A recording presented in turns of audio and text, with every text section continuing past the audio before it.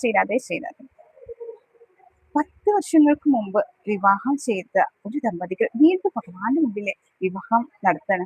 അങ്ങനെ ആ വിവാഹത്തിന് ശേഷം അവർ ഭഗവാന്റെ തിരുമുമ്പിൽ വെച്ചിട്ട് പ്രാർത്ഥിക്കുന്നു, നമസ്കരിക്കുന്നു.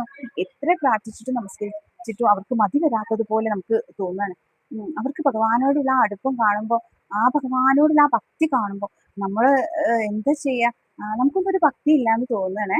അപ്പൊ അവരോടൊന്ന് സംസാരിക്കണമെന്ന് അതിയായിട്ട് ആഗ്രഹം തോന്നി. അങ്ങനെ ഭഗവാൻ അതിനൊരു അവസരം തരുകയും ചെയ്തു. അങ്ങനെ അവരുടെ അനുഭവം പറഞ്ഞത് കേട്ടപ്പോൾ നമുക്ക് ഭഗവാനോടുള്ള ആ ഭക്തി വീണ്ടും ഒരുപാട് വർദ്ധിക്കുകയാണ്. അങ്ങനെ അവര് പറയാണ്, അവരുടെ ദാമ്പത്യത്തില് ബുദ്ധിമുട്ടൊന്നും ഇല്ലാണ്ട് അങ്ങനെ പോകുന്ന സമയത്ത് അതിയായിട്ടുള്ള ഭക്തിയൊന്നും ഇല്ല അവർക്ക് അന്നേരം. എന്നാൽ ചെറുതായിട്ട് ഭക്തി ഒക്കെ ഉണ്ട്. ഭഗവാന്റെ അടുത്ത് പ്രാർത്ഥിക്കും. ഭഗവാനോടൊരു അടുപ്പം ഉണ്ടായിരുന്നു. അങ്ങനെ ഇരിക്കുന്ന സമയത്ത് അവരുടെ ഹസ്ബൻഡിന് ഒരു ആക്സിഡന്റ് പറ്റിയിട്ട് അവർക്ക് അവര് കോമ സ്റ്റേജിലാവുകയാണ്. അപ്പൊ ഡോക്ടർമാർ തീർത്ത് പറയാണ്, ഇദ്ദേഹത്തിന് ഇനി ഒരിക്കലും സംസാരിക്കാനോ നടക്കാനോ ഒന്നിനും സാധിക്കില്ല. ജീവൻ തന്നെ അപകടത്തിലാണ്. ഒരിക്കലും തിരിച്ചു കിട്ടാൻ തീരെ ചാൻസ് ഇല്ല. അങ്ങനെ പറയുന്ന സമയത്ത് ആ വാക്കുകൾ അവരെ ആകെ തളർത്തി. എന്നാൽ എവിടെയോ ഒരു കരുത്ത് ആ മനസ്സിനെ ഭഗവാനെ മുന്നിൽ കാണാണ്. ആ ഭഗവാൻ ഒരിക്കലും ഞങ്ങളെ കൈവിടില്ല എന്ന് അവരങ്ങോട്ട് തീരുമാനിച്ചിട്ട് അദ്ദേഹത്തിന്റെ ഭാര്യ പിന്നെ ഭഗവാന്റെ തിരുമുന്നില് കരഞ്ഞ് അപേക്ഷിക്കുകയാണ് അദ്ദേഹത്തിന്റെ ജീവന് വേണ്ടി. ഡോക്ടർമാർ പറഞ്ഞിട്ടുണ്ടായിരുന്നു, അഥവാ ജീവൻ കിട്ടുകയാണെങ്കിൽ തന്നെ ഒരിക്കലും അദ്ദേഹം നിങ്ങളെ തിരിച്ചറിയില്ല, ഒന്നും ഒരു ജീവച്ഛവമായിട്ട് കിടക്കുകയുള്ളൂ എന്നാണ് ഡോക്ടർമാർ പറഞ്ഞത്. എന്നാൽ അദ്ദേഹത്തിന്റെ ഭാര്യ അവിടെ പോയിട്ട് ഗുരുവായൂരിന്ന് നാരായണീയം വായിക്കുന്നു. അതുപോലെ അവര് വന്നിട്ട് ഭഗവാന്റെ തിരുമുന്നിൽ നമസ്കരിച്ചിട്ട് കരഞ്ഞ് പ്രാർത്ഥിച്ചിട്ട് ഒരിക്കലും തങ്ങളിൽ നിന്ന് അദ്ദേഹത്തെ വേർപ്പെടുത്തരുത് എന്ന് പറഞ്ഞിട്ട് അങ്ങനെ കരഞ്ഞ് ഭഗവാന്റെ തിരുമുന്നിൽ അങ്ങോട്ട് നാമം ജപിച്ച് പ്രാർത്ഥിക്കുകയാണ്. അങ്ങനെ പ്രാർത്ഥിച്ചിട്ട് വന്നിട്ട് പിന്നെ നാരായണീയം അദ്ദേഹത്തിന്റെ അടുത്ത് നിന്നിട്ട് ഹോസ്പിറ്റലിൽ നിന്നിട്ട് ഒക്കെ ജപിക്കുകയാണ്.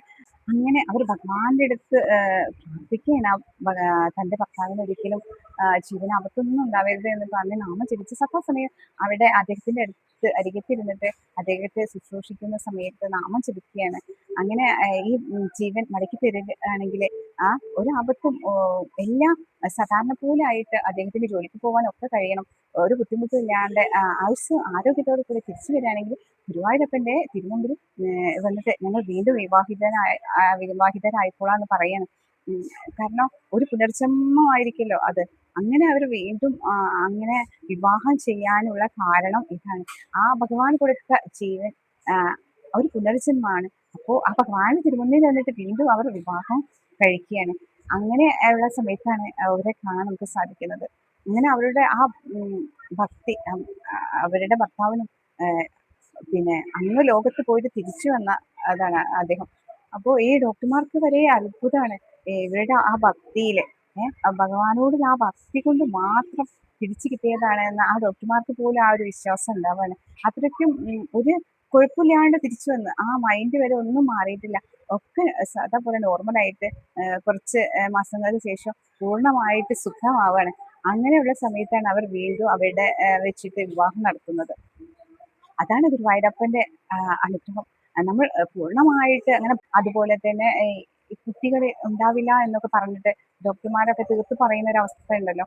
ഇത്രയും അവര് നേർച്ച വഴിപാടുകളൊക്കെ നടത്തിയിട്ടും സാധിക്കാത്ത കാര്യം ഇങ്ങനെ വീണ്ടും അവരുടെ എല്ലാ മുച്ചന്മ ദോഷങ്ങളും മാറിയിട്ട് അങ്ങനെ ആ ഗുരുവായൂരപ്പന്റെ മുമ്പിൽ പോയിട്ട് വീണ്ടും മാലയിട്ട് ഒരു വിവാഹം പോലെ കഴിഞ്ഞാൽ അതൊരു കഴിഞ്ഞു പോയിട്ടുള്ള ആ ദോഷ ദുരിതങ്ങളൊക്കെ മാറ്റിയിട്ട് ഞങ്ങൾക്കൊരു കുഞ്ഞിക്കാലെ കാണാൻ വേണ്ടിയിട്ട് അവർ ഭഗവാന്റെ അടുത്ത് ഭക്തിയോടെ കൂടി പ്രാർത്ഥിച്ചാൽ ഭഗവാൻ അത് സാധിപ്പിച്ച് തരും തീർച്ചയാണ്.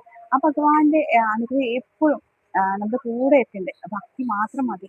ഭഗവാന്റെ അടുത്തേക്ക് നമ്മൾ ഒരടി വെച്ചാൽ 1000 അടി നമ്മുടെ അടുത്തേക്ക് ഭഗവാൻ നടക്കുന്ന പറയാം. അപ്പോ ഭഗവാനോടുള്ള ഉറച്ച വിശ്വാസം നമ്മുടെ ജീവിതത്തിൽ അതിയായ മാറ്റങ്ങൾ വരുത്തും.